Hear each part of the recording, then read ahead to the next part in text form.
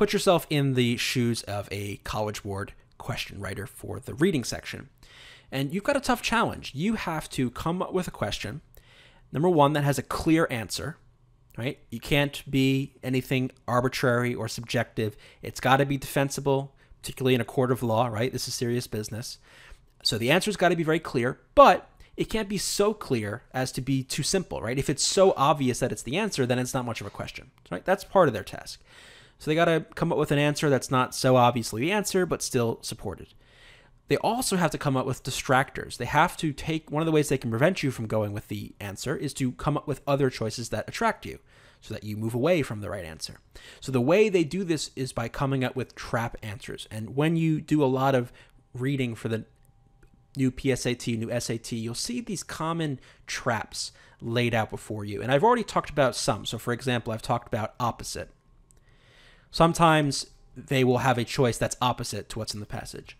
Another one was true, but wrong. So sure, the choice is true, maybe in real life, or maybe I share that opinion, but if it's not in the passage, it doesn't matter, right? So there are some common traps that come up, and in these two questions, I'm going to show you some other examples of some traps that you just want to keep in mind, keep an eye out for, and don't fall for them. So what is the author's main point about the disadvantages of the economic system? We're going to be looking from lines 37 to 66 here. So from here to here. And we want to know what is the disadvantages of the modern economic system. So let's start at 34. Formerly, articles were manufactured at the domestic hearth or in small shops which formed part of the household. The master and his apprentices worked side by side, the latter living with the master and therefore subject to the same conditions. When these apprentices rose to be masters, there was little or no change in their mode of life, and they in turn educated succeeding apprentices in the same routine. There was substantially social equality and even political equality, for those engaged in industrial pursuits had then little or no voice in the state.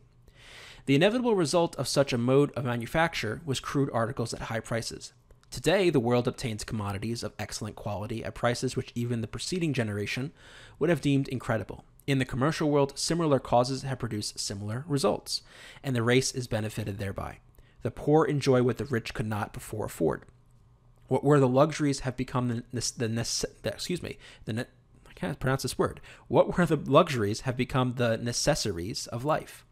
The laborer has now more comforts than the farmer had a few generations ago. The farmer has more luxuries than the landlord had, and is more richly clad and better housed. The landlord has books and pictures rarer and appointments more artistic than the king could then obtain. Side note, notice so far we're all talking about the advantages of the new system. These are all the benefits of this new modern economic system. We're still waiting for disadvantages.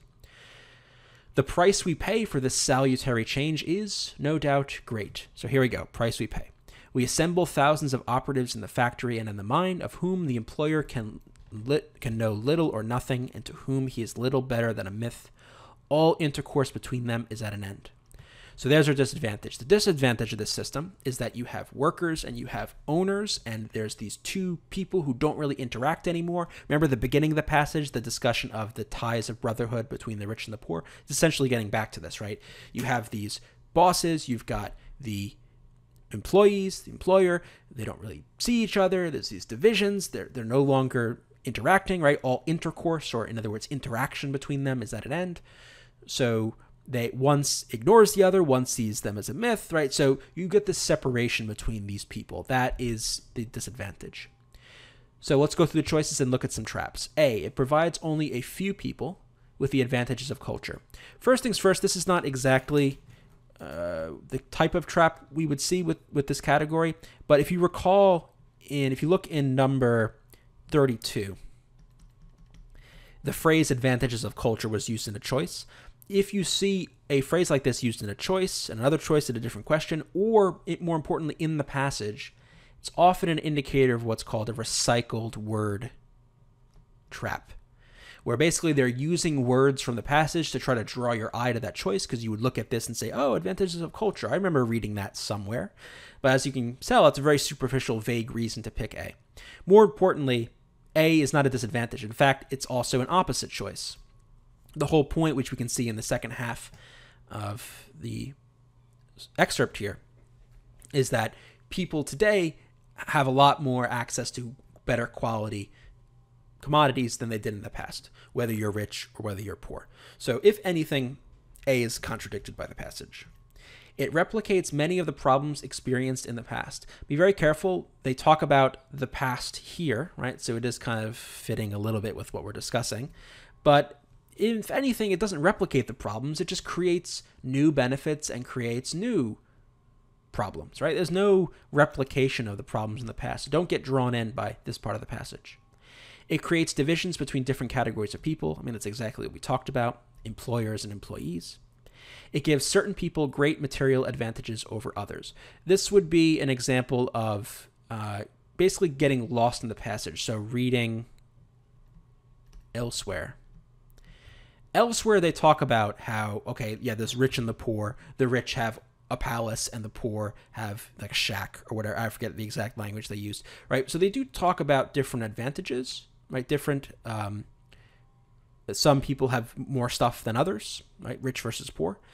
But number one, we didn't read that anywhere here. Number two, that's not really a disadvantage of the system. This is also an opposite choice. The author says that that's a good thing that there's this inequality because in the end, everybody is better off. So the fact that there's this inequality doesn't matter as much. At least that's the argument. So again, be very careful. Stick to what we read. We want to find the disadvantages as cited in the text, and we see it's going to be right here. So this one's going to be C.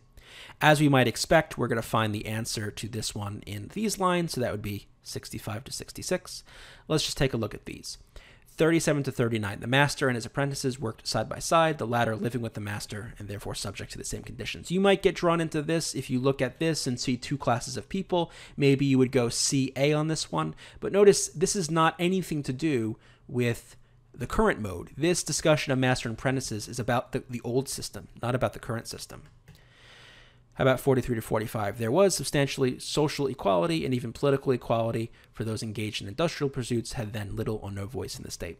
Again, irrelevant to really anything we read, so we can kind of call this not really much of a trap. It's just a general type of wrong answer, which is irrelevant, doesn't have anything to do with the question, or, yeah, it doesn't have anything to do with 35. About a different issue. How about 46 to 47? Today, the world obtains commodities of excellent quality at prices which even the preceding generation would have deemed incredible. Actually, no, it's this one right here. Sorry. The inevitable result of such a mode of manufacture was crude articles at high prices. So be very careful. This sounds like a disadvantage, but again, it's kind of like we said, don't flip this. This is kind of an opposite choice. This is a disadvantage of the old system, not the new system, right? You have to be very careful to read the question carefully and make sure you don't give them the opposite or give them a out of context answer. So ultimately, we're going to go with choice D. To learn more about Reason Prep's SAT, SAT subject test, and ACT video courses, go to reasonprep.com/enroll, and you can find the link in the description below the video.